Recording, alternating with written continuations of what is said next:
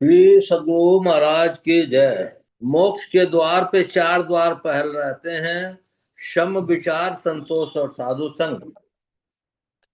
सद्गुरु की दया के बिना विषय त्याग दुर्लभ है, तत्व दर्शन दुर्लभ है और सहजावस्था दुर्लभ है। परे से परे को परमात्मा को देखने पर हृदय की ग्रंथि खुल जाती है, सभी भी संशय छिन्न भिन्न हो जाते हैं, सभी कर्म नष्ट हो जाते हैं। श्री सद्गुरु महाराज की जय। मंगल मूर्ति सतगुरु मिल में सर्वाधार, मंगलमय मंगल करण विनो बारंबार। धन्य धन्य सद्गुरु सुखद महिमा कही न जाय, जो कछु कहूँ तुमरी कृपा मोते कछु न बसाय। पुनश्च सब धरती कागज करूं, लेखन सब बन राय, सात समुद्र की मसी करूं, गुरु गुण लिखा न जाए।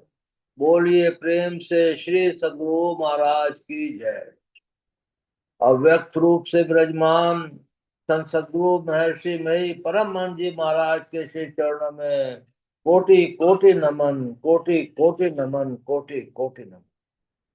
अव्यक्त रूप से विराजमान संत सद्गुरु महर्षि संत सेवी परमहंस जी महाराज के श्री चरणों में कोटि कोटि नमन, कोटि कोटि नमन, कोटि कोटि नमन। उपस्थित जूम में जुटे हुए और यहाँ बैठे हुए अत्यंत भाग्यशाली सदात्माओं, आप सबको सहस्त्र सहस्त्र नमन, सहस्त्र सहस्त्र नमन, सहस्त्र सहस्त्र। मोक्ष के द्वार पे चार द्वारपाल रहते हैं: दुर्लभो विषय त्यागो, दुर्लभ तत्व दर्शनम। और ये सब चीज तो बाबा डिटेल में समझा करके बताएंगे। मैं तो एक जागतिक अपने शब्दों में कुछ कहना चाह रहा हूं, वो कह रहा। हम लोगों को संत मत जितना ऊंचा मत मैंने जिस अभी तक जो पढ़ाई की है उतना कोई ऊंचा मत नहीं पाया, परंतु उसमें व्यवहारिकता की, शीलता की, बहुत चीजों की कुछ कमी होने से मैंने उसमें थोड़ा सा फर्क पड़ गया है। मैं सभी लोगों से जो यहाँ से और आकाश तक सूक्ष्म रूप से सुन रहे हैं, उनसे मेरी विनती है कि वो अपने अहंकार को भुलाकर मने डिसिप्लिन में रहते हुए सभी सत्संगी लोग अपना दूसरे धर्मों के तरह से काम करें। जैसे सिख धर्म की विशेषता क्या है, सिख धर्म में क्या है कि सभी लोग जो हैं कुछ न कुछ काम करते हैं।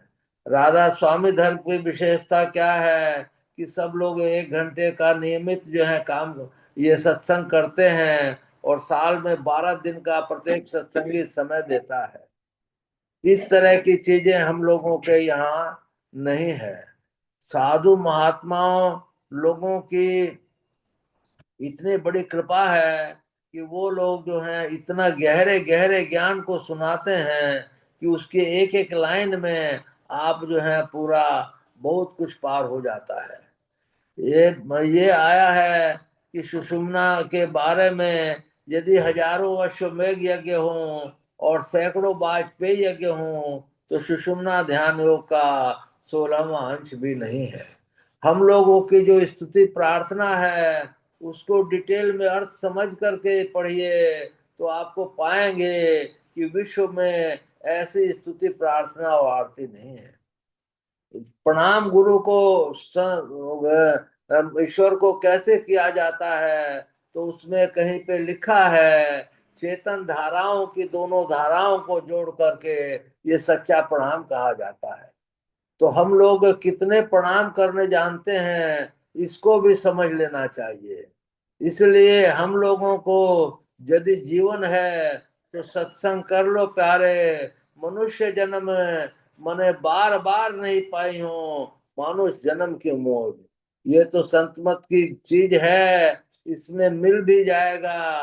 क्योंकि गुरु महाराज ने एक दफे लिख दिया है कि जो दोनों समय स्तुति प्रार्थना करते हैं मन से, तो उनको भी मनुष्य जन्म मिलेगा।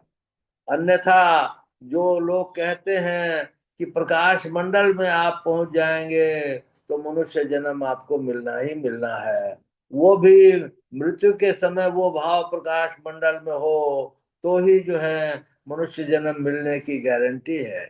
इसलिए हम लोग को पहले तो ये गारंटी करनी चाहिए, जैसे जीवन यापन खाने पीने के लिए सांस चलना जरूरी है, पांचों तत्वों का होना जरूरी है, उसी तरह खाने पीने की भी आवश्यकता पड़ती है। इसी तरह इसी प्रकार हमको सोचना चाहिए कि हम कै दिन के मेहमान हैं, और उस मेहमान नवाजी के लिए हमको अपने अगला रास्ता चुन लेना चाहिए कि हमको मनुष्य जन्म तो प्राप्त करना ही करना है, इससे ऊपर ऋषि कुल में प्राप्त करना है, इसके ऊपर जो है मोक्ष में जाना है। इतनी अगर हिम्मत रखेंगे तो कुछ न कुछ आपको मिल जाएगा। हम लोगों को राजा जड़ भरत जैसे जो हैं, जब हिरण के योनि में चले गए, तो हम लोग किन खेत की मूली हैं। इसलिए विचार कीजिए कि मनुष्य जन्म आपको पहले लेना है, सत्संग पहले सुनना है, ध्यान पहले करना है कि क्या है। यदि शैल समम पापम विस्तीर्णम बहुयोजनम विद्यते ध्यान योगेन नान्यो भेद कदाचन। यदि पहाड़ के समान फैला हुआ पाप हो, तो वो भी ध्यान योग से नष्ट हो जाता है। इसके समान नष्ट पापों को नष्ट करने वाला कोई कुछ नहीं हुआ है। तो इसलिए हम लोगों को, जिनको अब समय नहीं है, कम से कम 6-6 घंटे बैठ करके ध्यानाभ्यास का प्रयत्न करना चाहिए, ताकि हम अपने जीवन को सुधार सकें। दूसरे किसी की बुराई को नहीं देखते हुए, केवल अच्छाई को देखते हुए मृदुभाषी में बात करना चाहिए, अभ्यागत का स्वागत करना चाहिए। आपका एक मीठा गिलास का जल भी मैंने प्रेम से दिया हुआ, उसको बहुत काम आता है। और 56 भोग भी आप लगा करके ढंग से नहीं करवाते हैं भोजन, तो वो भी काम नहीं आता है। इसलिए प्रेम सखी करो तुम करो विचार, बहु में आना यही संसार।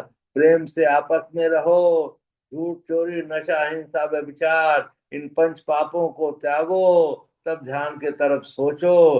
बोलिए प्रेम से श्री सद्गुरु महाराज की जय।